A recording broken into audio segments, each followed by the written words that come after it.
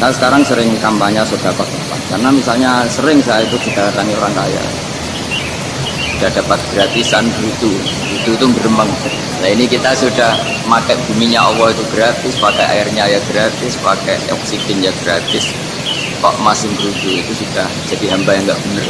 Jadi bayangkan kalau kita pakai oksigen bayar, pakai buminya bayar, pakai airnya bayar semua, kayaknya kita tidak mampu membayar. Dan kita sama Allah hanya disuruh ikrar, disuruh sujud. Pentingnya ilmu satu, bahwa itu akan menjadikan satu perilaku. Misalnya begini ya, dulu itu kiai-kiai Jawa zaman dulu itu berpatokan, karena dulu pemerintahan Hindia Belanda, seorang lagi masih pemerintahan Hindia Belanda, itu dalil yang sering diutarakan itu sebaik-baiknya umara itu yang datang ke ulama, sejelek-jeleknya ulama itu yang datang ke umara. Tapi semenjak pemerintahan Indonesia dan kemudian ditandai beberapa tokoh kayak Gus Wahid putra Ki Hasyim jadi Menteri Agama, ada Gus Wahid putra Ki Wahab juga jadi Menteri Agama, ada Ki Fathur Rahman keluarga Mbah Maimun, keluarga Sarang juga pernah jadi Menteri Agama. Kemudian bersamaan dengan itu dibangunlah satu pegangan ilmu. Pegangan ilmu ini penting karena ini yang mengilhami semua orang Islam, terutama ya utamanya ulamanya. Ada seorang ustadz, seorang guru ngaji yang karena melihat rata-rata penguasa itu zalim, datang ke Harun ar-Rasyid. Ini perlu disemak, datang ke Khalifatullah atau Amirul Mukminin Harun ar-Rasyid. Karena beliau seorang raja, tentu terduga lah, atau ya umumnya atau gimana lah istilahnya, itu ya rata-rata ya agak seenaknya, namanya raja, namanya penguasa. Ini dalam pikiran ustadz itu, tidak mesti dalam fakta. Kemudian si ustadz itu matur, ya Amirul Mukminin, inni nasihun lak famusaddidun alaika fala tajidanna fi nafsika syai'an. Saya ini mau nasihati Anda, kemudian saya cara nasihati itu keras, tolong jangan dimasukkan hati. Dia bilang famusaddidun alaika, saya nanti kalau nasihati itu keras sekali, tolong dimaklumi karena ini penting, karena Anda harus dinasihati secara keras. Tapi sebelum nasihat itu diutarakan, kata Harun ar-Rasyid, karena beliau Bani Abbas dan beliau orang alim, termasuk muridnya Imam Malik, kata Harun ar-Rasyid, uskut, kamu diam Ustaz. Inna Allaha ta'ala arsala man huwa khairun minka ila man huwa syarrun minni wa ma'adhalika yaqulu Allahu ta'ala faqura lahu qawlan layyinal la'allahu yatadzakkaru aw yakhsha. Jadi ini sekaligus etika dan norma ya bagi semua dai di Indonesia dan semua kita. Wahai Ustadz, kamu diam. Allah Ta'ala itu ngutus orang yang lebih baik ketimbang kamu, yaitu Nabi Musa, ke orang yang lebih jelek ketimbang saya, yaitu ke Fir'aun. Itu saja harus pakai etika, faqula lahu qawlan layyinan, kamu harus ngomong yang halus. Jadi intinya ini Harun ar-Rasyid komplain, kamu itu kalau jadi ustadz kok ngaji kira-kira gitu. Jadi betapa baiknya orang dulu memahami Quran. Jadi Quran itu dibaca, kemudian kita mungkin baca terus jadi cerita, mungkin ada yang baca jadi perilaku, ada yang baca kemudian itu mengilhami, membentuk. Nah kira-kira itulah yang membentuk kiai alim di NU, di beberapa pesantren maupun orang-orang alim di luar NU. Asal ngajinya dan bacanya seperti kita, pasti seperti itu. Karena cara berpikir tadi sudah. Jadi akhirnya si ustadz tadi keluar dan minta maaf, anta a'lamu minni, ternyata engkau lebih alim ketimbang saya. Jadi kalimat famusaddidun alika, saya akan keras cara memberi nasihat, itu yang diket, yang dipotong, yang dibatalkan atau yang diralat oleh Khalifatullah Harun ar-Rasyid. Itu dikatakan inna Allaha ta'ala arsala man huwa khairun minka ila man huwa syarrun minni. Itu Allah mengutus orang yang lebih baik ketimbang kamu, yaitu Nabi Musa, ke orang yang lebih jelek ketimbang saya, yaitu Fir'aun. Itu pun harus faqula lahu qawlan layyinan. Cara berdakwah harus dengan kata-kata yang halus, yang lembut, yang indah. Dan dengan kata-kata itu diharapkan la'allahu yatadzakkaru aw yakhsha, semoga yang didakwai menjadi indah. Sehingga dengan kemampuan ilmiah seperti ini menjadi pegangan bersama bahwa kita sebagai dai atau sebagai tetangga atau sebagai sama-sama warga Indonesia, bawaan kita memang harus faqula lahu qawlan layyinan la'allahu yatadzakkaru aw yakhsha. Kemudian dalam disiplin ilmu yang lain, halus itu tidak kuat. Angin itu ya halus, tapi kalau di manage itu jadi kekuatan yang besar. Itu juga air dan sebagainya. Sehingga tidak perlu khawatir terus kalau dakwah halus itu tidak punya efek yang signifikan. Tidak juga. Allah Ta'ala itu pengelola angin. Angin itu kekuatannya dasar. Sehingga Nabi Sulaiman dikasih kekuatan angin dan bisa terbang kemana-mana. Kemudian sekarang jadi teknologi yang banyak memanfaatkan angin. Mulai rem, mulai apa saja. Sehingga dari cerita saya ini kemudian terus kiai-kiai itu membentuk dakwah termasuk di ekonomi dengan cara yang rileks. Nah, cara rileks itu satu tentu dimulai dengan ilmu. Misalnya begini, saya beri contoh. Ketika ada orang melafadzkan kalimat la ilaha illallah, tiada Tuhan selain Allah. Kemudian kalimat ini mungkin kalau orang NU baca itu rutin ya, karena kiainya kelamaan dia yang ikut sambil tidur ya. Kalau tahlil itu disebut kiai tertentu itu mesti yang belakang wah suwi itu kalau dia itu lama itu. Nah kiainya juga karena jadi lakon ya kan lebih semangat karena pegang mic. Biasanya gitu di NU itu. Kalau khotib mesti semangat karena yang pegang mic, yang dengerin mesti ngantuk karena monoton ya. Karena yang mendengerin sudah tahu pasti nyuruh baik meninggalkan yang jelek. Jadi ilmunya sudah disimpulkan dulu. Setiap yang tidur di masjid mesti tak tanya kenapa tidur. Ilmunya tidak ada perkembangan, terus nyuruh yang baik meninggalkan yang jelek. Tapi kalau ilmunya agak ada perubahan kan dengar semua pasti nyuruh yang jelek meninggalkan yang baik. Karena watak manusia itu agak-agak suka fitnah, itu suka geger. Tapi kalau monoton itu mesti enggak itu. Tapi yang menjadi pegangan kita, saya ulang lagi, itu ilmu dulu. Saya ulang lagi itu. Saya berkali-kali menyontohkan, kalau ada orang kafir, orang yang tidak bersyahadat 70 tahun, kemudian dia bersyahadat sekali saja di akhir hayatnya. Itu kata Allah, qulil ladzina kafaru iyyantahu yughfar lahum ma qad salaf. Katakan ke mereka yang kafir, jika dia mau bersyahadat, itu masa lalunya diampuni semua. Sehingga kedahsyatan kalimat ini luar biasa. Orang yang kafir 70 tahun saja barokahnya la ilaha illallah ini dosanya bisa diampuni semua. Nah kemudian karena ilmu ini tidak begitu populer atau kurang dipopulerkan atau kita sendiri kurang menghayati, sehingga la ilaha illallah itu lebih dianalisis cara lafaz ini, pelafatannya ada sanadnya enggak ya?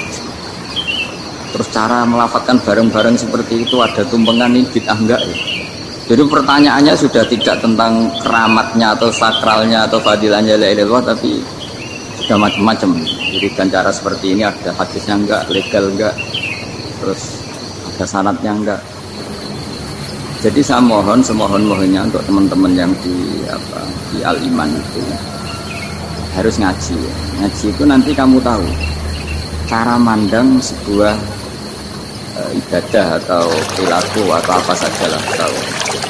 Karena al-ilmu yurisul ahwal, ilmu itu bisa mengilhami cara pandang.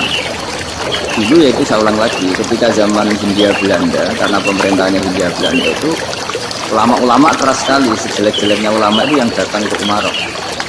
Tapi setelah era Mbah Hasyim, era sampai Mbah Maimun, itu mereka peduli sama Umarok, sama semuanya sama-sama warga Indonesia yang ingin melihat Indonesia yang lebih baik.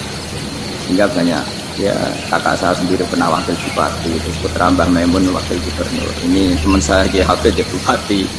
Semenjak itu terus, dan itu nggak lepas dari cara pandang. Di cara pandang diantaranya adalah cerita tentang Nabi Musa yang Allah tetap peduli sama Fir'aun, sehingga tetap didakwai Nabi siapa? Musa. Dan posisi Musa datang bukan memanggil. Ya, cuma sampai sekarang itu belum pernah ke kantor bupatinya Pak Hafid, karena kadang-kadang orang terus curiga mengajukan proposal jadi agak repot. Ketemu bupati itu sialnya kiai kan mesti pikirannya orang bupati ini nyangoni, kiai ini disangoni gitu. Jadi itu terus kayak kita fakir miskin itu. Jadi makanya saya itu belum pernah datang. Tapi alhamdulillah karena beliau berambisi menjadi wa khairul umara mayatuna babal ulama. Jadi datang tapi sangat ambisius ingin mengalahkan ulama, karena dia kalau datang statusnya lebih tinggi.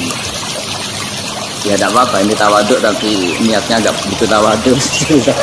jadi saya sering di Jakarta tapi ya tadi jarang ya. Biasanya ngajarkan waktu hanya pas saja, tidak kurang tidak. Biasanya ngajar di pondoknya Pak Kures di Baitul Quran ya. Hanya ngajar santri-santri. Nah, jadi pemahaman Quran dulu itu kata Imam Ghazali, itu membaca Quran itu membaca, bukan bercerita. Kalau kamu membaca seperti ini, kunta qori'an, kamu pembaca. Pembaca itu yang mengambil pelajaran. Tapi kalau kamu hanya cerita, itu namanya kunta hakian. Sebenarnya Anda tidak membaca Quran, tukang cerita. Misalnya tadi cerita Nabi Musa datang ke Fir'aun. Itu kalau kamu hanya cerita, wah dulu itu ada orang namanya Fir'aun, didakwai Nabi yang namanya Musa. Ini namanya tukang cerita. Kalau kamu pembaca tidak gitu. Betapa baiknya Allah, orang sengawur Fir'aun saja ininya Allah masih ingin diselamatkan dengan mengutus Nabi Musa kekasihnya. Itu namanya kunta qori'an, kamu pembaca betul, bukan kunta hakian, kamu tukang cerita. Begitu juga seterusnya tentang Quran, ayat-ayat seterusnya. Sehingga yang diharapkan dari pembacaan Quran itu memang kita sebagai ahli baca, ahli mu'tabir ya, ahli yang ngambil pelajaran, bukan tukang apa? Cerita. Sehingga dulu ketika Sayyidina Umar radhiyallahu anhu ketika membuka Baitul Maqdis atau Baitul Muqaddas dan diajak syukuran, pesta-pesta makan itu, beliau nggak mau. Ketika ditanya kenapa engkau nggak mau, alasannya itu langsung beliau baca Quran. Jadi saya punya sekian contoh, saya ulang lagi, saya punya sekian contoh. Orang-orang dulu dengan Quran itu menyatu, bukan sekedar dihafal tapi menyatu. Sehingga bawaannya itu sudah Qurani, sudah Quran. Saya beri contoh pertama Rasulullah SAW, nanti Umar kedua. Rasulullah itu pernah nggak makan sampai 3 hari. Terus ditanya oleh sahabat, lalu kekuatan engkau bisa hidup apa? Menunjukkan al-aswadani, maksudnya itu tamar dan air, hanya makan kurma dan air. Tapi beliau tidak ketemu roti atau nggak ketemu nasi lah kalau orang Indonesia. 3 hari ketiga dikasih makan oleh sahabat, dikasih dipotongkan kambing, kemudian baru makan 3 lukmah, kira-kira ya 3 asupan nasi, berhenti. Padahal sahabat yang lapar sama dengan Rasulullah itu membayangkan Nabi itu sampai kenyang, sampai apa.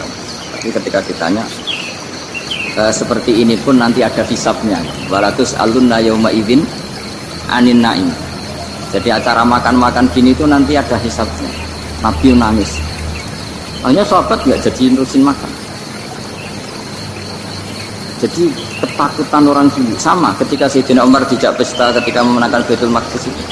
Inna wa ta'ala ayyara qauman. Allah itu mengkritik sebuah komunitas kaum karena apa? Adhatum thayyibatikum fi hayatikum dunya wastamta'tum biha. Kamu adalah orang-orang yang jatah nikmat kamu sudah kamu habiskan di dunia. Adhatum itu kalian habiskan jatah kenikmatan kamu di dunia. Wastamta'tum biha, kamu di dunia sudah berpuas-puas. Maka jatah Anda sekarang di akhirat habis. Sehingga Sayyidina Umar enggak mau pesta-pesta karena takut jatah nikmatnya habis. Kata beliau terus, astabqi thayyibati, akan saya sisakan sisi-sisi kebaikan saya supaya tidak habis. Orang Jawa itu dibentak-entekno biar jatahnya masih. Sehingga di dunia kiai itu ya meskipun saya akrab bupati, akrab mungkin wakil gubernur, saya itu ya jarang ketemu. Karena kalau orang Jawa bawaannya ketemu ya makan-makan, guyon-guyon. Nak keterusan ras demugi swarga. Makanya saya pastikan Pak Yusuf Mansur kesini tidak akan saya jamin, biar aja, biar jatahnya masih. Jadi ini bukan karena saya kafir, biar jatahnya masih. Ya, jadi itu ilmunya kiai. Nah, efek dari ilmu ini dasar. Kalau Anda berpikir tentang nasib Anda di akhirat, nanti bawaannya juga tidak akan mudah menyalahkan orang lain, tidak akan menghakimi orang lain karena sibuk dengan dirinya sendiri, tapi tidak dengan makna egois, tapi makna orang baik itu siapa? Orang yang sibuk dengan aib pada dirinya, dengan kekurangan pada dirinya, saking sibuknya mikir aibnya sendiri, tidak sempat mengoreksi aibnya orang lain. Itu awal ilmu. Ilmu itu tidak dimulai dari larangan. Kalau larangan karuan, tidak termasuk ahli surga, orang yang suka mengadu domba, tidak termasuk orang baik yang cari kesalahan orang lain. Itu namanya pelarangan. Tapi ilmu itu di atas nahi, di atas pelarangan itu. Kamu punya kesadaran bahwa kamu itu yang penting selamat dulu, jangan memikirkan orang lain. Dengan makna bukan egois, tapi dengan makna supaya tidak menyalahkan orang lain. Nah, saya termasuk ya boleh dikatakan kiai lah, yang paling fanatik bahwa semuanya itu harus dimulai dari ilmu. Ya saya ulang lagi, dimulai dari awal. Nah dari sini kemudian saya berharap Indonesia menjadi damai, menjadi baik. Itu bukan karena kita baik-baik banget, ya tidak mungkin kita ada nabi, tapi karena sudah sibuk dengan memikirkan kesalahan diri sendiri. Sehingga misalnya kita baca Quran, Rabbana zalamna anfusana, lalu kita langsung ingat betapa hubungan kita dengan Allah itu harus ikrar dulu, merasa zalim dulu, merasa salah dulu. Nah kalau semua orang merasa salah di depan Allah itu mesti bawaannya nggak mudah menyalahkan orang lain, karena kita bilang Rabbana zalamna anfusana. Nah itulah ilmu-ilmu yang mungkin banyak pembaca Quran tapi hanya baca, atau kalau baca ini tok disebut al-haqi, ahli cerita. Yang dibutuhkan tuh al-qari, pembaca kemudian mu'tadir, kemudian mau beriktikad, seperti yang dilakukan tadi Harun ar-Rasyid tadi. Inna wa ta'ala arsala man huwa khairun minka ila man huwa syarrun minni wa ma'adzalika yaqulu wa ta'ala faqula lahu qaulal hayyin. Ya, kamu tidak usah memaksakan musyaddid keras sama saya, karena Allah Ta'ala telah mengutus orang lebih baik ketimbang kamu, yaitu Nabi Musa, ke orang yang lebih jelek ketimbang saya, yaitu Fir'aun. Itu saja harus beretika. Faqula lahu qaulal layyinan la'allahu yatadzakkaru. Dan alhamdulillah bawaan kita sebagai orang Timur atau orang Jawa itu kalau mau ngandani orang itu halus sekali. Di antara bentuk kehalusan kata-kata diceritakan di ayat lain ketika Nabi Musa ketemu Fir'aun. Dawuhnya begini, fakul apa itu yang di juz 30, yang juz 30 ini yang bagian dari, kan tadi hanya fakul lahu qaulal layyinan. Lahu qaulal layyinan itu bentuknya apa? Ya, bentuknya apa? Itu Nabi Musa disuruh ngendikan sama Fir'aun, apakah kamu mau saya nasihati? Fakul halaka ila anta zakka. Halaka itu pilihan, hal itu istifham, laka itu otoritatif. Jadi betapa santonya kalimat itu, fakul halaka ila anta zakka.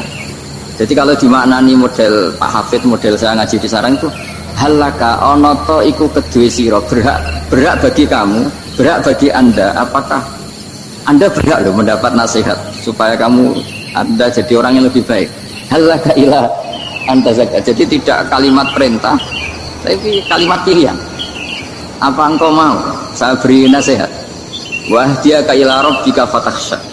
Dan saya beritahu kamu tentang Tuhan, dan kemudian kamu menjadi orang yang baik, fatakhsha, orang yang punya khasyah, punya. Jadi kayak apa kalimatnya itu? Napa jenengan kersa?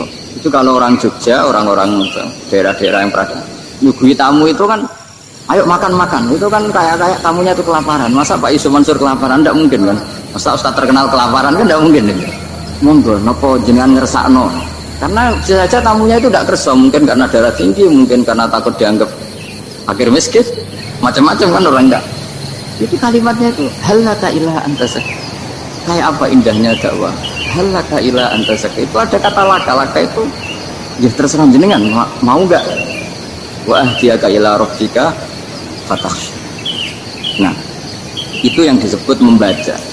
Kunta qari'an la hakian. Anda benar-benar membaca Quran, bukan sekadar penceri.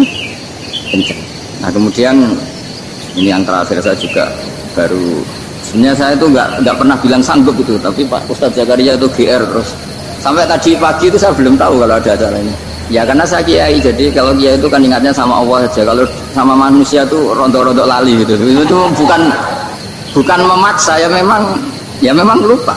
Sejauh mana sih pentingnya manusia kan tidak penting cara ilmu tasawuf itu. Tapi karena ini titipan Rasulullah SAW terus menjadi penting kan, dititipi umat kayak jenengan itu. Ya sudah ngaji ngatur kiai ribet itu.